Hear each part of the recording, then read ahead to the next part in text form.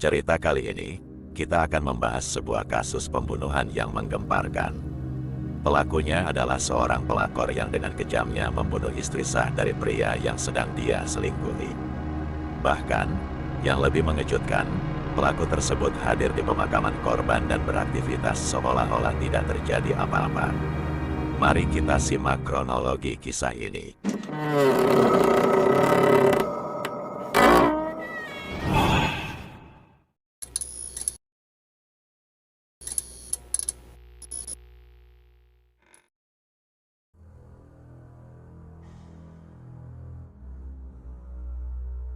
Kisah ini dimulai dengan sepasang suami istri, Siti Maimunah, 30 tahun, dan Busaini, 33 tahun.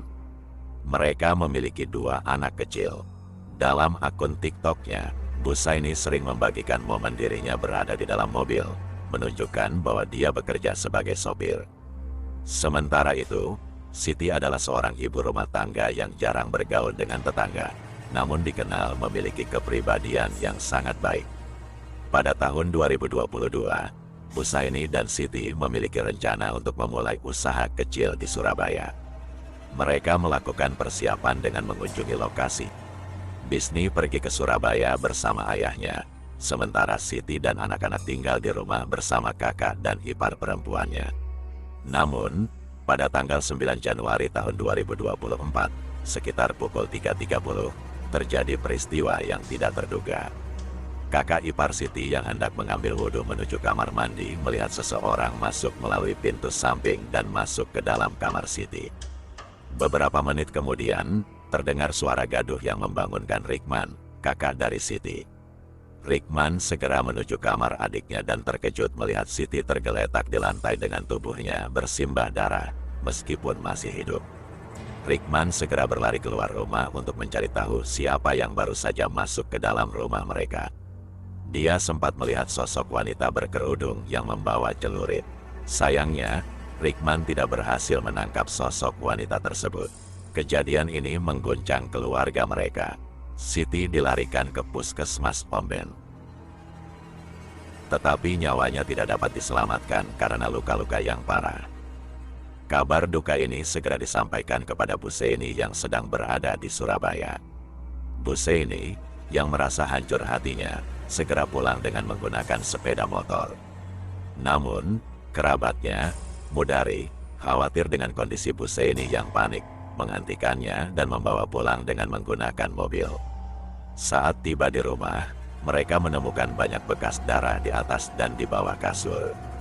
Berdasarkan informasi dari Rikman, saat ditemukan, Siti sudah berada di bawah tempat tidurnya, tergeletak. Dari fakta ini, Rikman berasumsi bahwa Siti ditikam berkali-kali saat sedang tidur hingga jatuh ke lantai.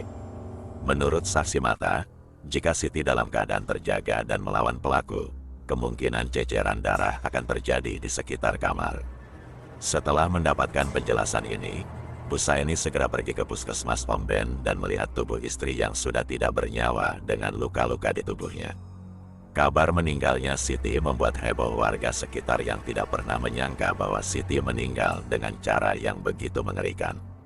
Terlebih lagi, Siti jarang bersosialisasi dan tidak pernah memiliki masalah dengan lingkungan sekitar, bahkan tidak memiliki musuh. Kejadian berdarah ini segera dilaporkan kepada pihak kepolisian. Polisi yang tiba di lokasi langsung melakukan olah TKP dan menyelidiki seluruh sudut ruangan dalam rumah. Tim medis dari puskesmas juga melakukan pemeriksaan pada tubuh Siti dan menemukan 6 luka robek akibat sabetan celurit, termasuk luka pada lengan kanan dan kiri, pergelangan tangan kiri, paha belakang kanan dan kiri, lutut bagian kanan, dan betis. Diduga, luka-luka ini menjadi penyebab kematian Siti karena pendarahan yang hebat, terutama putusnya urat nadi di pergelangan tangannya. Tubuh Siti kemudian dipindahkan ke RSUD Dr. Muhammad Zain Sampang untuk pemeriksaan lebih lanjut. Berdasarkan kesaksian Rikman, ada seorang yang tidak dikenal masuk melalui pintu samping rumah dan diduga masuk ke kamar untuk membunuh Siti. Rikman juga mengatakan bahwa pelaku pembunuhan ini adalah seorang wanita, karena dia sempat mengejar pelaku saat melarikan diri dengan membawa celurit. Pihak kepolisian mengaku belum mengetahui motif di balik pembunuhan ini, dan mereka masih mendalami kasus ini serta memburu pelaku dengan ciri-ciri yang disebutkan oleh para saksi dan keluarga dari Siti. Dari hasil olah TKP, polisi membawa 2 box besar dan 2 tas kecil yang diduga sebagai barang bukti. Pihak kepolisian terus melakukan penyelidikan untuk mengungkap sosok pelaku pembunuhan ini setelah beberapa hari mencari titik terang dari kasus ini. Pada hari Senin, tanggal 15 Januari tahun 2024, tim penyidik kepolisian menemukan pakaian yang tergeletak di semak-semak tidak jauh dari rumah korban. Pakaian tersebut diduga digunakan oleh pelaku pembunuhan. Ciri-ciri pakaian yang ditemukan oleh polisi sesuai dengan keterangan saksi yang melihat pelaku saat dikejar pada saat kejadian pembunuhan. Temuan ini membuat polisi mulai mengidentifikasi siapa pemilik pakaian tersebut. Meskipun ada kecurigaan terhadap salah satu tetangga terdekat, namun polisi belum dapat melakukan penangkapan karena kurangnya bukti pendukung. Pihak kepolisian kemudian melakukan pemeriksaan digital forensik terhadap orang-orang di sekitar korban yang diduga terkait dengan kematian Siti. Dalam proses tersebut, polisi menemukan petunjuk dari ponsel suami korban, yaitu Buseini. Dari situlah, polisi berhasil mengungkap identitas terduga pelaku. Lokasi rumah tetangga korban yang berdekatan dengan tempat ditemukannya pakaian di semak-semak sesuai dengan informasi yang ditemukan di ponsel Buseini. Setelah 6 hari sejak kematian Siti, polisi akhirnya menangkap pelaku pembunuhan, yaitu Fitria, seorang gadis muda berusia 23 tahun. Fitria juga merupakan tetangga dari Siti. Fitria ditangkap oleh polisi di kediamannya tanpa perlawanan. Setelah penangkapan pelaku, terungkaplah fakta dan rahasia yang selama ini tersembunyi. Ternyata, Fitria adalah kekasih gelap Buseini dan mereka telah menjalin hubungan selama 2 tahun. Bahkan, Siti pernah hamil akibat hubungan terlarang mereka. Fitria akhirnya menggugurkan kehamilannya tersebut. Tertangkapnya Fitria sebagai pelaku pembunuhan ini mengejutkan banyak orang, karena Fitria sebelumnya tidak menunjukkan tanda-tanda yang mencurigakan dan bersikap seperti biasa. Pelaku Fitria bahkan terlihat datang ke pemakaman Siti. Dia bahkan memposting di akun TikToknya pada hari pemakaman untuk mengelabui dan menghilangkan kecurigaan terhadap dirinya.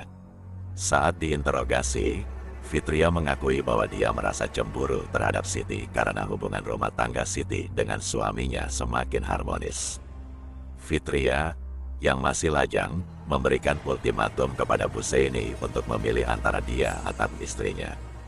Namun, Buseini lebih memilih istrinya, yang sangat menyakitkan bagi Fitria. Buseini juga mengakhiri hubungan perselingkuhannya dengan Fitria 2 bulan sebelum pembunuhan terjadi. Ternyata, di balik keinginan Buseini untuk membuka usaha di Surabaya, dia ingin pergi dari Madura dan meninggalkan Fitria agar mereka tidak berhubungan lagi. Fitria merasa sangat kecewa dengan keputusan Buseini. Dia pun merencanakan pembunuhan terhadap Siti untuk membalas dendamnya dan berharap bahwa dengan kematian Siti, Buseini akan kembali padanya. Fitria sudah mengetahui bahwa Buseini akan pergi ke Surabaya, jadi dia merencanakan pembunuhan tersebut 2 hari sebelumnya. Pelaku mengaku menggunakan celurit milik kakaknya untuk membunuh Siti. Fitria, yang merupakan tetangga korban, sedikit banyak sudah mengetahui aktivitas Siti dan keluarganya di dalam rumah. Pada saat azan subuh berkumandang, Fitria keluar dari rumah dengan membawa celurit sepanjang 60 cm. Dia menyelinap masuk melalui pintu samping dan langsung menuju kamar Siti. Tanpa berpikir panjang, Fitria menusukkan celurit ke beberapa bagian tubuh Siti yang sedang tidur. Setelah melakukan pembunuhan, Fitria kembali ke rumahnya. Celurit yang digunakan untuk membunuh tidak dibuang, tetapi dicuci dan disimpan kembali ke tempat semula. Akibat perbuatannya, Fitria dijerat dengan pasal 340 KUHP tentang pembunuhan berencana dengan ancaman hukuman maksimal pidana mati. Ini adalah salah satu dampak buruk dari perselingkuhan, di mana seorang wanita yang terlihat lemah mampu melakukan pembunuhan karena rasa cemburu. Oleh karena itu, sebaiknya hindarilah perselingkuhan. Terima kasih telah menonton video saya hari ini, dan jangan lupa untuk terus mengikuti video saya.